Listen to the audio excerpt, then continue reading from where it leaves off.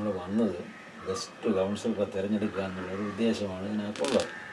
അപ്പോൾ ആ ഇൻ്റർവ്യൂ ഒക്കെ നടത്തി നാട്ടുകാരുടെയൊക്കെ ഒന്ന് ചോദിച്ച് നല്ലതാണെന്ന് നോക്കി കൊടുക്കുക എന്നുള്ളതാണ്. അതിൽ ഉപരി വാർഡിലെന്ത് നടന്നു എന്നുള്ള ആളുകളെ അറിയണം. അതാണ് ഇതിൻ്റെ ഒരു പ്രധാനം. അപ്പോൾ പേര് മഞ്ജു. ഏത് വാർഡിനെ പ്രതിനിധീകരിക്കുന്നു? 23 കൊടുമൺപാട്. എന്തെങ്കിലും ജോലി വല്ലതും ഉണ്ടായിരുന്നു? അപ്പോൾ ഉണ്ടോ? LIC വർക്ക് ചെയ്തുകൊണ്ടിരുന്നു. അപ്പോൾ കൗൺസിലറായി കയറിയതിന് ശേഷം വാർഡിൽ അങ്ങനെ ഇറങ്ങി നടക്കുമ്പോഴത്തേക്ക് പിന്നെ ജോലിയെ കളക്ട് ചെയ്യുന്നതുമായി ബന്ധപ്പെട്ട് ബുദ്ധിമുട്ട് വന്നതുകൊണ്ട് അതങ്ങ് നിർത്തി ഇല്ലേ? പിന്നെ അതുപോലെ തന്നെ ഈ വാർഡ് സഭ ആഫീസ് ഉണ്ടോ നിങ്ങൾക്ക്? വാർഡ് സേവാഗ്രാം ഉണ്ട്. ബിൽഡിംഗ് അങ്ങനെ പ്രത്യേകമല്ല. നമുക്കിവിടെ ഒരു അസോസിയേഷൻ ഉണ്ട്, കൊടുമൺ മഹാദേവ റെസിഡൻസ് അസോസിയേഷൻ. അപ്പം ഞാനിവിടെ ജയിച്ചതിന് ശേഷം അവർ ഭയങ്കരമായ സപ്പോർട്ടാണ് എനിക്ക് ചെയ്തു തരുന്നത്.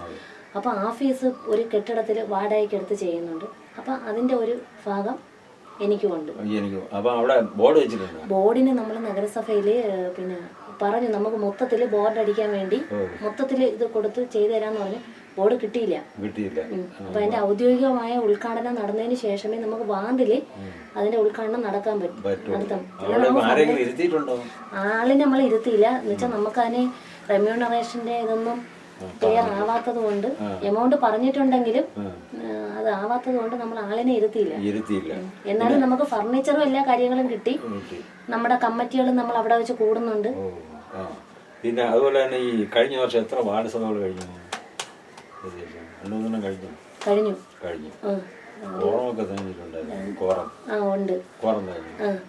നമുക്ക് വാർഡ് സഭ ഇപ്പം കഴിഞ്ഞതും കൂടെ ചേർത്ത് 4 ആയെന്ന് തോന്നുന്നു. വാർഡ് സഭ കൂടാതെ ഏതെങ്കിലും ഈ എന്തെങ്കിലും തടസ്സമുണ്ടായിട്ടുണ്ടോ? ഒന്നുമില്ല. പിന്നെ അവരെന്തൊക്കെ ആവശ്യങ്ങളാണ് ഈ ഗുണഭോക്താക്കളെ ആ ഒരു ഇത് അല്ലാതെ എന്തെങ്കിലും വാർഡിന്റെ വികസനത്തിനായുള്ള ആവശ്യങ്ങൾ എന്തൊക്കെയാണ് അവർ? പിന്നെ നമ്മളിപ്പോൾ ആദ്യം നമ്മൾ വാർഡ് സഭ കൂടി നമ്മൾ ആദ്യം കയറിയ സമയത്ത് വാർഡ് സഭ കൂടി നമ്മൾ ചർച്ച ചെയ്ത സമയത്ത് ഇവിടെ വാർഡിനകത്ത് ഒരുപാട് റോഡുകളുടേതും പിന്നെ മെയിനായിട്ട് നമുക്ക് പറഞ്ഞിട്ടുള്ള നമ്മുടെ എൻ്റെ വാർഡിൽ തന്നെ കുട്ടികളുടെ പാർക്ക് ഒരു 8 സെൻറ്റോളം വരുന്ന ഒരു ചെറിയ പാർക്കുണ്ട്. അപ്പോൾ അതിനകത്ത് അങ്ങനെ കുട്ടികൾ വലുതായിട്ട് ഉപയോഗിക്കുന്നില്ല. തൊട്ടപ്പുറത്തോട്ടൊരു വലിയ ടൂറിസവുമായി ബന്ധപ്പെട്ടൊരു വലിയ പാർക്ക് ഉള്ളത് കൊണ്ട് ഇതിനെ അങ്ങനെ ഉപയോഗിക്കുന്നില്ല. അപ്പം അതിലോട് ചേർന്നൊരു അംഗൻവാടി വാടക കെട്ടിടത്തിലുണ്ട്. അപ്പം ആ സ്ഥലത്ത് ഒരു അംഗൻവാടി കെട്ടണമെന്നുള്ളത് കഴിഞ്ഞ കൗൺസിലിൻ്റെ സമയത്തേ ഉള്ള ഇതായിരുന്നു. അപ്പം അതുമല്ല അവിടെ ഉള്ള ആൾക്കാരുടെ ഒരു ഭയങ്കരമായിട്ടൊരു നിർദ്ദേശം എന്ന് പറയുന്നത് അതിന് നമുക്ക് ആ ഏരിയയിൽ കൊല്ലമ്പുഴ ഭാഗത്ത് ഒരു നമുക്ക് എന്താണ് ഇലക്ഷൻ ബൂത്ത് വരും.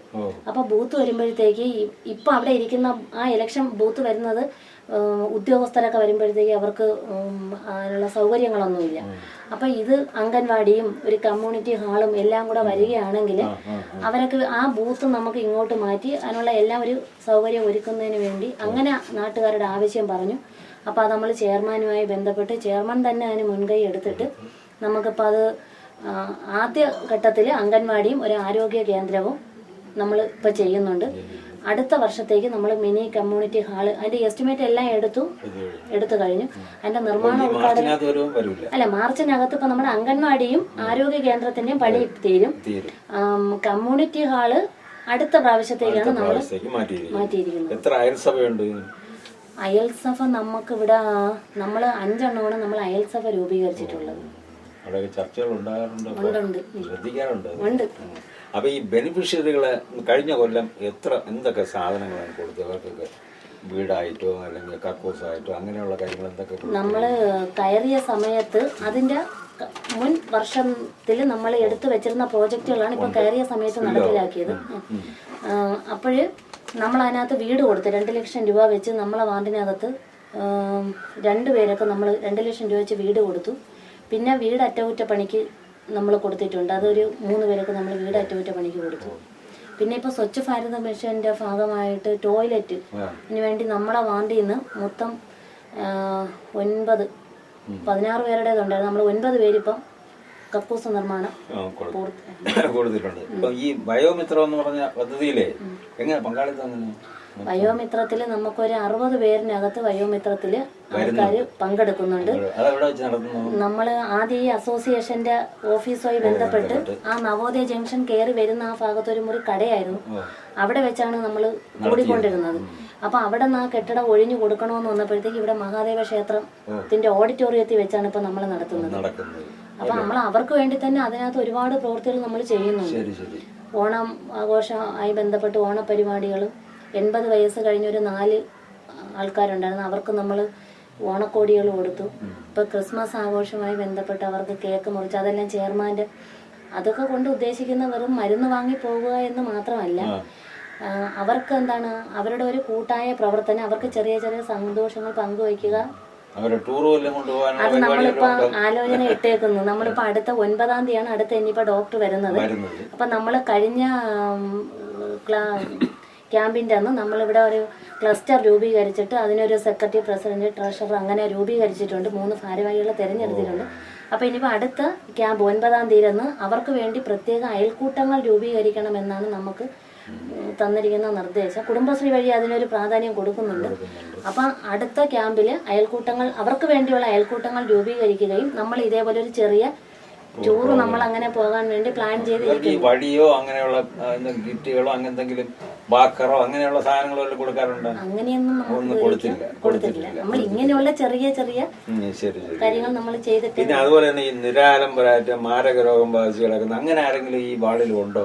കിടപ്പിലുള്ളവര്, കിടപ്പിലായിട്ടുള്ളവര്? കിടപ്പ് രോഗികളുണ്ട് എന്ന് വെച്ചാൽ ഉണ്ട്. നമ്മുടെ ഇപ്പൊ വാർഡിൽ തന്നെ ഒരു കുഞ്ഞാണത്, വയസ്സായതല്ല, ഒരു 16 വയസ്സ് ആയ ഇങ്ങനെ അസുഖം ബാധിച്ച് കിടക്കുന്ന ഇതുണ്ട്. അപ്പൊ ആ കുട്ടിയുടെ അമ്മയ്ക്ക് നമ്മൾ ചെറിയ രീതിയിൽ നഗരസഭ അത് ഈ നമുക്ക് ചെയർമാന്റെ ഒരു പിന്തുണ അതിനകത്ത് വന്നിട്ടുണ്ട്. അവർക്കൊരു ജോലി വാങ്ങി കൊടുക്കുന്നതിന്, ഇപ്പൊ നമ്മൾ വാട്ടർ അതോറിറ്റിയിൽ നിന്ന് അവർക്കൊരു ഫ്രീ കണക്ഷൻ കൊടുക്കുന്നതിന് വേണ്ടി ആ ഒരു എന്ന് വെച്ചാൽ അത്രയും ഒരു 16 വയസ്സായ ഒരു കുഞ്ഞിനെ നോക്കുക എന്നുള്ളത് അത്രയും വലിയൊരു ബുദ്ധിമുട്ടാണ്. അങ്ങനെ വന്നിട്ടുണ്ട്.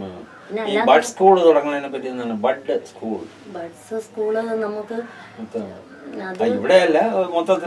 അതെ അത് അങ്ങനെ വരണമെന്ന് തന്നെയാണ് നമ്മുടെ ആഗ്രഹം.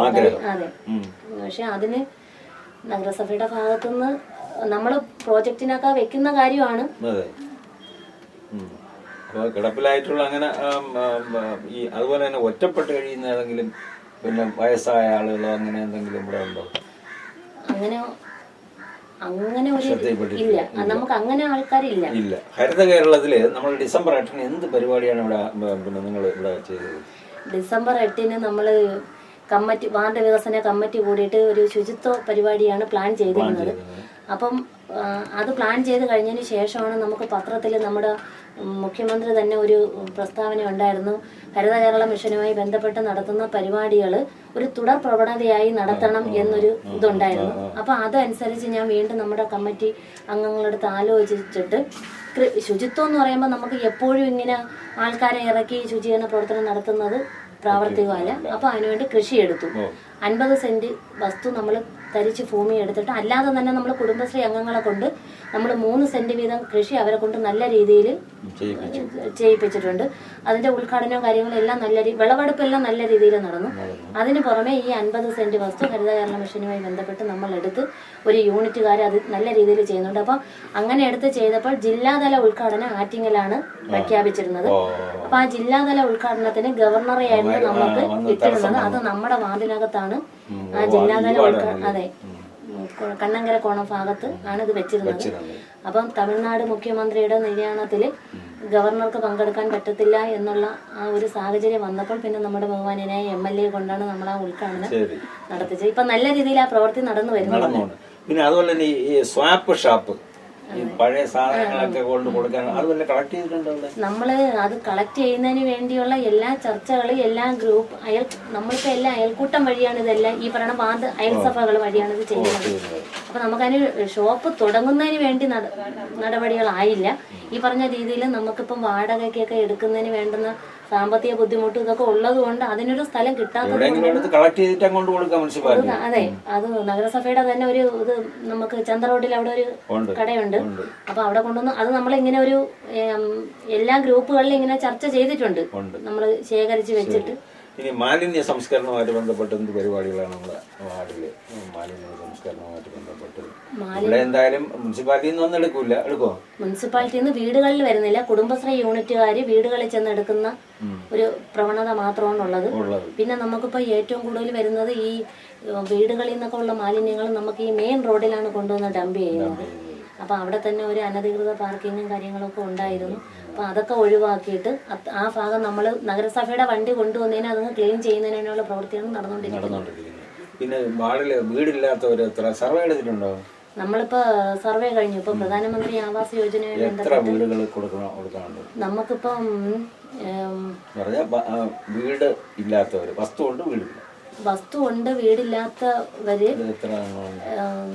ഇതിനകത്ത് വസ്തു ഇല്ലാതെ ഇപ്പൊ കിടക്കുന്നതാണെങ്കിൽ ഒരു 10-20 പേരിനകത്താണ് നമുക്ക് ആ ഒരു ലിസ്റ്റ് വരുന്നത്. അതെ. പിന്നെ ഉള്ളതെന്ന് വെച്ചാൽ മോശപ്പെട്ട രീതിയിലുള്ള വീടുകൾ ഇടിച്ചിട്ട് വെക്കുന്നതിന് വേണ്ടിയുള്ള ഒരു നമ്മളിപ്പോ പ്രധാനമന്ത്രി ആവാസ് യോജനയിൽ നമ്മൾ അതുമായി ബന്ധപ്പെട്ട് നമ്മൾ സർവേ എല്ലാം പൂർത്തിയാക്കി. ഇപ്പൊ നഗരസഭയിൽ നിന്ന് നമ്മൾ 50,000 ഗുണഭോക്തൃ വീതം അടച്ചിട്ട് 3 ലക്ഷം രൂപ കൊടുക്കുന്ന ഒരു സംവിധാനമുണ്ട്. അതിന് നമുക്ക് 9 പേരെയാണ് നമ്മൾ തെരഞ്ഞെടുത്ത് വെച്ചിരിക്കുന്നത്. അതെ, 6 ലക്ഷത്തിന്റെ ഉണ്ട്. അതിൽ നമുക്ക് 22 പേര് നമുക്ക് അതിനകത്ത് ആൾക്കാരുണ്ട്. പിന്നെ വൈദ്യുതി എത്താത്ത സ്ഥലം അങ്ങനെയൊക്കെ ഉണ്ടോ? സ്ട്രീറ്റ് മെയിൻ, അതെ, കഴിഞ്ഞ കൗൺസിലിന്റെ സമയത്ത് സ്ട്രീറ്റ് മെയിൻ വലിക്കുന്നതിന് വേണ്ടി ഒരുപാട് സ്ഥലങ്ങളിൽ നമുക്ക് ഇതേപോലെ ഫണ്ട് തന്നു. അപ്പം ഇപ്പൊ കഴിഞ്ഞ തവണത്തെ ഒരു കൗൺസിലറായിരുന്നു ഞാനിപ്പോ കഴിഞ്ഞ 22-ാം വാർഡിനകത്താണ് നിന്നത്. അപ്പൊ നമുക്കത് ഏകദേശം സാധിച്ചു. പക്ഷെ ഞാൻ ഇപ്പൊ നിൽക്കുന്ന വാർഡിനകത്ത് നമുക്കത് ഈ പറയുന്ന സ്ട്രീറ്റ് മെയിൻ നടക്കാത്ത ഏരിയകളുണ്ട്. അതിനുവേണ്ടി ഇപ്പൊ നമ്മൾ ഒരു 7 ഏരിയ എടുത്തിട്ട് പോസ്റ്റ് നമ്പർ ഉൾപ്പെടെ നമ്മൾ കൊടുത്തേക്കുവാണ്. അതിപ്പോ അത് ഉടനടി സ്ട്രീറ്റ് മെയിൻ വലിക്കുന്നതിനുള്ള നടപടികൾ ഇപ്പൊ ഉടനെ ആകും. പൈപ്പ് ലൈൻ എല്ലായിടത്തും പൈപ്പ് ലൈൻ ഉണ്ട്. കക്കൂസ് ഇല്ലാത്തതിനാണ് നമ്മളിപ്പോ സ്വച്ഛ് ഭാരത് മിഷനിൽ നമ്മൾക്ക് ഉൾപ്പെടുത്തി. പക്ഷെ എന്നിരുന്നാലും അതിനകത്ത് ഇനിയും വളരെ മോശമായ അവസ്ഥയിൽ കിടക്കുന്ന ഉപയോഗിക്കുന്ന കക്കൂസുകളുണ്ട്. അപ്പൊ അത് ഇനി നമുക്ക് ഏതെങ്കിലും പദ്ധതിയിൽ ഉൾപ്പെടുത്തി കൊടുക്കാൻ പറ്റുകയാണെങ്കിൽ അത് എടുക്കണം. ഉണ്ട്. അത് ഈ നമ്മള് ഇപ്പൊ ഈ കൗൺസിൽ അധികാരത്തിൽ കയറി ഒരു 2-3 മാസം കഴിഞ്ഞ സമയത്ത് പൊതുകിണറുകൾ ശുചീകരണം അത് ഈ നഗരസഭയില് നമുക്കിവിടെ ഇപ്പൊ നോക്കുന്നെങ്കിൽ രാമച്ചമ്പളയിൽ ഒരു കിണറുണ്ട്. പിന്നെ നമുക്ക് ഈ പറഞ്ഞ കുട്ടികളുടെ പാർക്കിനകത്തൊരു കിണർ, അത് ആ ഭാഗത്തുള്ള ആൾക്കാര് അതിന്റെ ഉപയോഗം കുളം ഉണ്ട്. നമുക്ക് ഈ മഹാദേവ ക്ഷേത്രം ക്ഷേത്രക്കുളം അത് വൃത്തിയാക്കണം. മുനിസിപ്പാലിറ്റി വല്ലതും ഉണ്ടോ? അത് അവര് അല്ല, ഇത് ഒരു 5 വർഷത്തിന് മുന്നേ ഇറിഗേഷൻ ഡിപ്പാർട്ട്മെന്റിൽ നിന്നാണ് ഇതിപ്പം 20 ലക്ഷം രൂപ ചെലവാക്കി സൈഡ് വാളൊക്കെ കെട്ടി നല്ല രീതിയിൽ പായലെല്ലാം മാറ്റി നല്ല രീതിയിൽ ആയപ്പോഴത്തേക്കും നമ്മള് മത്സ്യ ഫെഡുമായി നഗരസഭയായിട്ടാണ് ഈ മത്സ്യകൃഷി ചെയ്യുന്നത്. അപ്പൊ ഈ കുളത്തിനകത്ത് നമ്മൾ 4000 കുഞ്ഞുങ്ങളെ നിക്ഷേപിച്ചു. 1 വർഷത്തിന് മുന്നേ ഒരു 1.25 വർഷം ആവാൻ പോകുന്നു. നമ്മൾ നല്ല രീതിയിൽ അതിന്റെ വിളവെടുപ്പ് കഴിഞ്ഞു ഇവിടെ. അതിനുശേഷം നമ്മൾ 5000 കുഞ്ഞുങ്ങളെ വീണ്ടും ഇട്ടേക്കുന്നു. ഇപ്പൊ ഒരു 1-2 മാസത്തിനകത്ത് വെച്ച് വിളവെടുപ്പ് നടത്തുന്നതിനുള്ള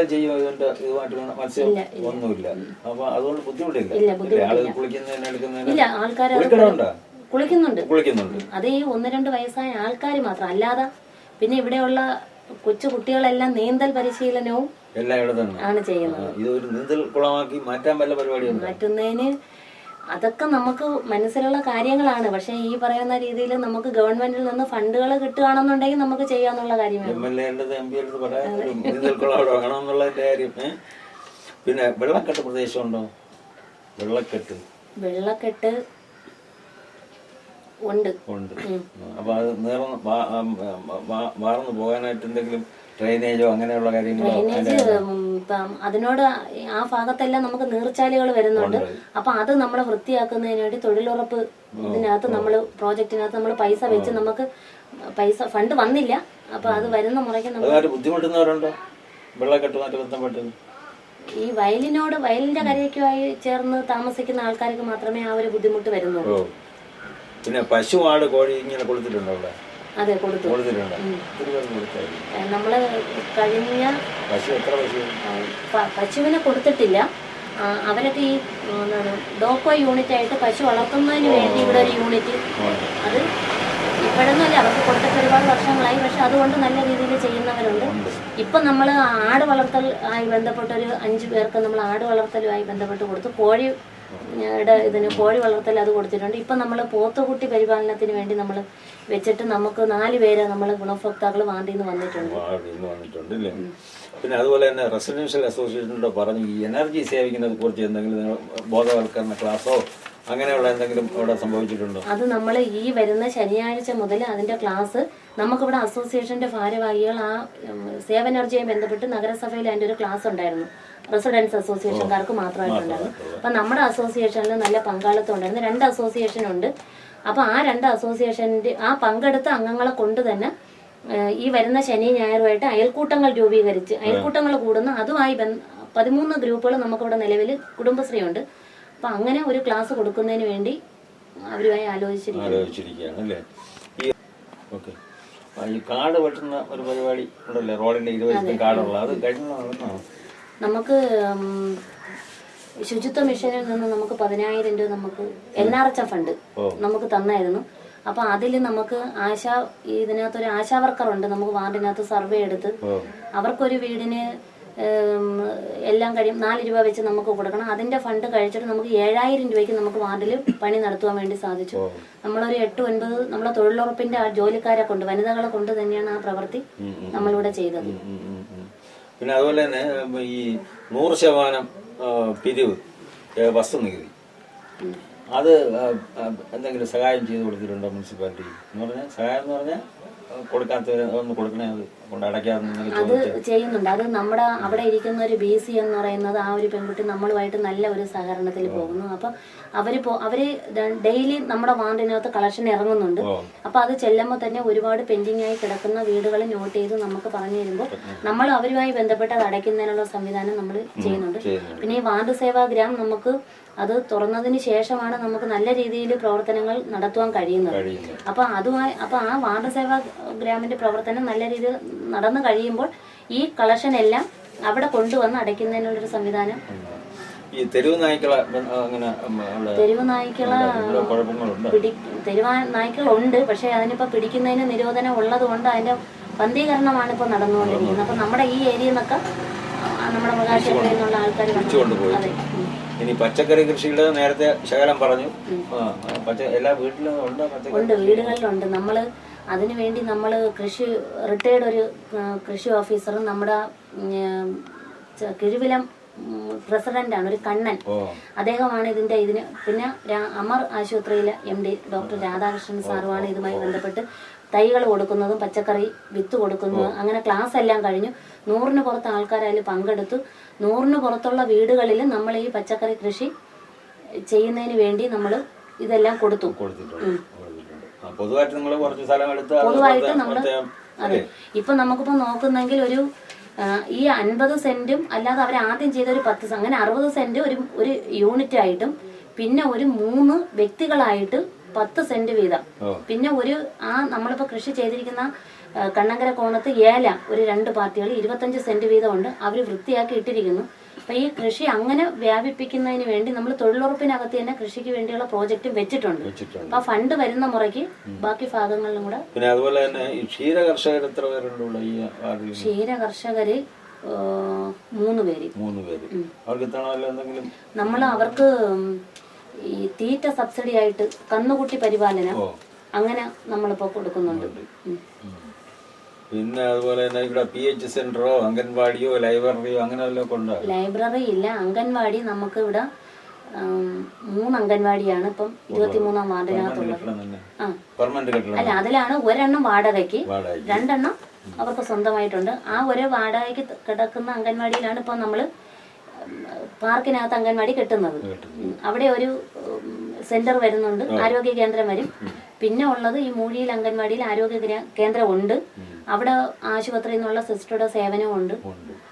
പിന്നെ ഇനി ഞാൻ പറയുന്നത് 1 വർഷം കൊണ്ട് പൂർത്തിയാക്കിയ പദ്ധതികളൊന്ന് പറഞ്ഞായിരുന്നു. റോഡായാലും പൂർത്തിയാക്കി അതെ, നമ്മളിപ്പോ പൂർത്തിയാക്കി എന്ന് പറയാൻ പറ്റുന്നത് നമ്മളിപ്പം ഒരു റോഡ് കൊടുമൺ മഹാദേവ ക്ഷേത്രം റോഡാണ് പൂർത്തിയാക്കിയത്. ബാക്കിയെല്ലാം നമുക്കിപ്പം പ്രോജക്റ്റുകൾ അംഗീകരിച്ച് ഈ സാമ്പത്തിക വർഷത്തിൽ നമ്മൾ നടക്കുന്നു. അപ്പൊ അതിനകത്ത് ഇപ്പം നമ്മള് ഒരു 8 ലക്ഷം രൂപയുടെ വർക്ക് നമുക്ക് തന്നിട്ടുണ്ട്. അതിനകത്തൊരു 2 റോഡാണ് എടുത്തിരിക്കുന്നത്. ഒരു റോഡെന്ന് പറഞ്ഞാൽ ഇന്റർലോക്ക് സൈഡ് വാളും, ഒന്ന് നമുക്ക് ഈ വെള്ളം ഒലിച്ചു പോകുന്നതിന് വേണ്ടി ഭയങ്കര ബുദ്ധിമുട്ട് ഉള്ളത് കൊണ്ട് അങ്ങനെ അതിന്റെ പണി വർക്ക് നടക്കുന്നു, പൂർത്തിയായില്ല, നടക്കുന്നു. ഈ വർഷത്തിലുള്ളതാണ് അംഗൻവാടി. 17 ലക്ഷം രൂപയുടെ അംഗൻവാടിയും ആരോഗ്യ കേന്ദ്രവും നടന്നുണ്ട്. ഇനി പുതുതായിട്ട് നിങ്ങളെ വാർഡില് എന്ത് വരുത്താനുള്ള നടപടികളാണ് നിങ്ങൾ ആലോചിക്കുന്നത്? എന്തൊക്കെ വേണമെന്നുള്ളതിനെ കുറിച്ച് പുതുതായിട്ട് എന്തെങ്കിലും ഇന്നത് പറഞ്ഞാൽ കൊള്ളാം, ഇന്നത് പറഞ്ഞാൽ കൊള്ളാം, അത് ഞാൻ യത്നിക്കണം എന്നുള്ള ആ ഒരു രീതിയിൽ. ഇപ്പം നമുക്ക് പുതിയതായിട്ട് എടുക്കണമെന്നുണ്ടെങ്കിൽ ഇപ്പം സാർ നേരത്തെ പറഞ്ഞാലും നമുക്ക് ഈ ഒരു നീന്തൽ പരിശീലനം ഇപ്പം നമുക്ക് എന്താണ് കുട്ടികൾ ഇപ്പം നമ്മൾ പത്രങ്ങൾ എടുത്താലും ഒരുപാട് വാർത്തകൾ മുങ്ങി മരണങ്ങളും ഒക്കെ നമ്മൾ കേൾക്കുന്നുണ്ട്. ഇല്ല, ഇപ്പം കുട്ടികൾ അതിനകത്ത് ഇറങ്ങി കുറച്ചു മുന്നേ വരെ അതിനകത്ത് നീന്തലുണ്ടായിരുന്നു. അപ്പൊ അവർക്ക് ഇറങ്ങി നിൽക്കാവുന്ന രീതിയിലുള്ള അത്ര ഇതേ ഉള്ളൂ. അതെ, അതിനെ ഇപ്പൊ അതിന്റെ സൈഡ് വാളൊന്ന് കുറച്ചിപ്പോ ഈ കഴിഞ്ഞ മഴക്കാലത്ത് ഇടിഞ്ഞു താന്നു കിടക്കുന്നു. അതിനെ ഒന്ന് കെട്ടിയെടുത്ത് ഈ പറയുന്ന രീതിയിൽ നല്ല രീതിയിലൊന്നും മെച്ചപ്പെടുത്തി എടുക്കണം എന്നൊരു ആഗ്രഹമുണ്ട്. പിന്നെ നമുക്ക് ഒരുപാട് പൊട്ടിപ്പൊളിഞ്ഞു പോയി കിടക്കുന്ന ഒരുപാട് റോഡുകളുണ്ട്. ഈ പറയുന്ന MLA ഫണ്ടും കൂടെ നമുക്ക് കിട്ടിയെങ്കിൽ മാത്രമേ നമുക്ക് വാർഡിനകത്ത് നല്ല രീതിയിൽ പൂർത്തിയാക്കി എടുക്കാൻ പറ്റത്തുള്ളൂ. നമ്മുടെ ഈ മാസ്റ്റർ പ്ലാൻ എന്ന് പറഞ്ഞ് കൗൺസിലിൽ ചർച്ച ചെയ്തല്ലോ, CTP കൊണ്ടുവന്നത്. അപ്പൊ ആ മാസ്റ്റർ പ്ലാനില് ഈ വാർഡിൽ എന്തെങ്കിലും പദ്ധതികൾ അതിനകത്ത് ഉൾപ്പെട്ട് വന്നിട്ടുണ്ടോ? ശ്രദ്ധയിൽപ്പെട്ടോ? അങ്ങനെ ഒന്നുമില്ല. ഇല്ല, പ്രത്യേകിച്ച് എന്തെങ്കിലും സജഷൻസ് അവിടെ കൊടുത്തിട്ടുണ്ടോ വാർഡിന് വേണ്ടി? ഈ എന്ന് പറഞ്ഞാൽ ഈ മാസ്റ്റർ പ്ലാനിൽ ഉൾപ്പെട്ട് വരണം. അങ്ങനെ പൊതുവിലിപ്പോ എടുക്കുകയാണെന്നുണ്ടെങ്കിൽ നമ്മള് ഈ കമ്മ്യൂണിറ്റി ഹാളെല്ലാം നമുക്ക് അതിനകത്ത് വന്നതാണ്. പക്ഷെ നമ്മൾ ഇപ്പം നമുക്ക് തന്ന ഈ നഗരസഭയിൽ നിന്ന് നമുക്ക് തന്നിരിക്കുന്ന ഫണ്ടിനകത്ത് അതെല്ലാം വന്നതുകൊണ്ട് അങ്ങനെ വേറെ പദ്ധതികളൊന്നും പറഞ്ഞില്ല. പിന്നെ ഇവിടെ കോളനിയോ അങ്ങനെ ചേരിയോ അങ്ങനെ എത്ര കോളനി ഉണ്ട്? ഒരു കോളനി, രാമചന്ദ്ര കോളനി. അവിടെ എത്ര അവയെ താമസമുണ്ടോ കൂട്ടായിട്ട്?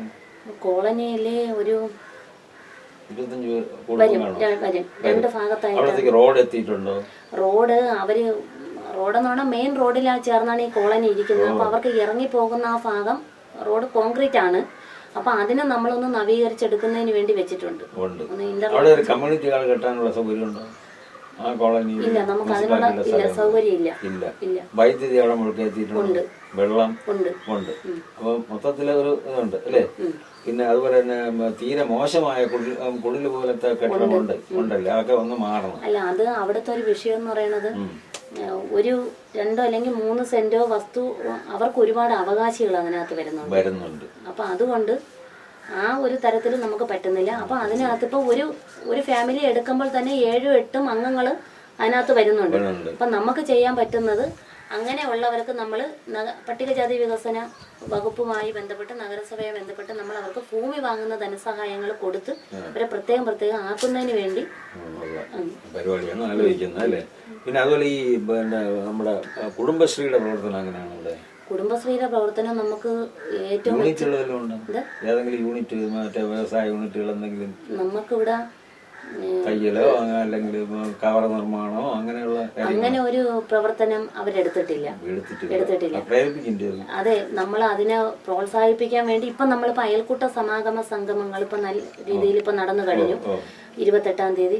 അപ്പൊ അവരുടെ അടുത്തെല്ലാം നമ്മൾ പറഞ്ഞേക്കുന്നത് ഇതേപോലെയുള്ള മെഴുകുതിരി നിർമ്മാണം, ചന്ദനത്തിരി നിർമ്മാണം, ഇങ്ങനെ ഏത് ആയാലും നമ്മൾ അതിന്റെ ഫുൾ സപ്പോർട്ട് നമ്മൾ ചെയ്തു കൊടുക്കും. അങ്ങനെ ഓരോ യൂണിറ്റുകൾ രൂപീകരിക്കുന്നതിന് വേണ്ടി ചർച്ചകൾ വന്നിട്ടുണ്ട്. MLA MP ഫണ്ടുകളും എല്ലാം കിട്ടിയിട്ടുണ്ടോ? അല്ല, ഈ പ്രാവശ്യം നമുക്കൊന്നുമില്ല. പൊതുവായിട്ട് നഗരസഭയിൽ ചെയ്യാൻ കൊള്ളാവുന്ന ഒരു വലിയ പദ്ധതി പൊതുവായിട്ടുള്ളത് അവിടെ നമുക്കൊരു വൃദ്ധസദനം ഉണ്ട്. അതെ, അവനവഞ്ചേരിയിൽ. അപ്പൊ അതിന്റെ പ്രവർത്തനങ്ങൾ ഇനി നല്ല രീതിയിൽ കൊണ്ടുപോകുന്നതിന് വേണ്ടിയുള്ളൊരു സപ്പോർട്ട് എന്തായാലും ഉണ്ടാവും. കാരണം ഇപ്പൊ നമ്മൾ വാർഡിനകത്ത് വയോമിത്രം പറയുന്ന പോലെ ഇവര് എന്താണ് വൈകുന്നേരത്ത് അവിടെ കുറെ ആൾക്കാർ ഇങ്ങനെ ഒത്തുകൂടിയിട്ട് പകൽ വീട് പോലെ അത്രയേ ഉള്ളൂ അവിടെ. പക്ഷെ അതിന്റെ ഒരു പ്രവർത്തനം അത് ഈ പറഞ്ഞ രീതിയിൽ ഗവൺമെന്റിന്റെ ഭാഗത്തു നിന്നും കൂടെ ഉള്ള സപ്പോർട്ട് ഉണ്ടെങ്കിൽ മാത്രമേ നമ്മൾ ഉദ്ദേശിക്കുന്ന രീതിയിൽ വരത്തുള്ളൂ. ക്ഷേമകാര്യ സ്റ്റാൻഡിംഗ് കമ്മിറ്റി നമ്മുടെ അതിനകത്ത് വരുന്ന അതെ, ഇതെല്ലാം നമ്മൾക്ക് ആ സ്റ്റാൻഡിംഗ് കമ്മിറ്റിയിൽ വരുന്ന കാര്യങ്ങളാണ്. ഇനി എന്തെങ്കിലും പൊതുവായിട്ട് എന്തെങ്കിലും പറയാനുണ്ടോ? വിട്ടുപോയിട്ടുള്ള ഏതെങ്കിലും കാര്യമുണ്ടെങ്കിൽ പറയാനില്ല. നമുക്ക് വാർഡിനകത്ത് ഇനിയും ഈ പറഞ്ഞ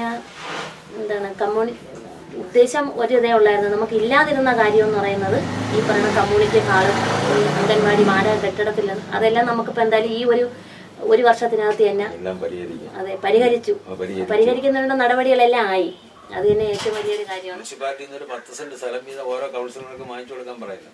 ഇതെല്ലാം ഈ പരിപാടികളെല്ലാം നമുക്ക് ഒപ്പിച്ചെടുക്കാം. നഴ്സറി ആയാലും അല്ലേ, ഒരു 10 സെന്റ് നമുക്കിപ്പോ അല്ല വാർഡ് സേവാ ഗ്രാമം എന്ന് വെച്ചപ്പോ ഉദ്ദേശിക്കണതാണ് ഇപ്പൊ ആൾക്കാരൊക്കെ ഓരോ സർട്ടിഫിക്കറ്റുകൾ കരം അടയ്ക്കുന്നത് എന്ത് കാര്യം തന്നെയല്ല അവര് നഗരസഭയിൽ പോകാതെ തന്നെ നമുക്ക് അതുവഴിയുള്ള എല്ലാ സേവനങ്ങളും വാർഡ് സേവാ ഗ്രാമം വഴി നടത്തി കൊടുക്കണം എന്നാണ് ആഗ്രഹം. അപ്പൊ അതിനു വേണ്ടി ഒരു സ്വന്തമായ ഒരു കെട്ടിടം നമുക്ക് ഉണ്ടെങ്കിൽ അതിനാണ് ഈ 10 സെന്റിന്റെ കാര്യം ഞാൻ പറഞ്ഞത്. ഏകദേശം കാര്യങ്ങളൊക്കെ ആയി അല്ലേ? എന്നാ പിന്നെ നമുക്ക് നിർത്താം. നമസ്കാരം.